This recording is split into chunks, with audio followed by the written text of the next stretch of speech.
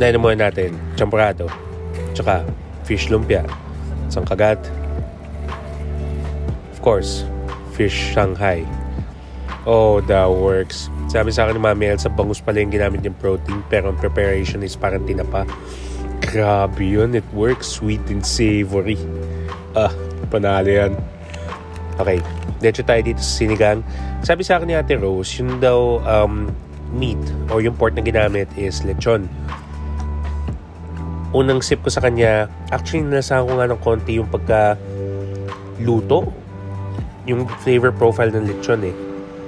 So, pag hinalo mo siya dun sa sinigang, it gives you that smoky, roasty flavor. Tapos kasama din yung sinigang flavor. Tapos may balat pa ng lechon, no?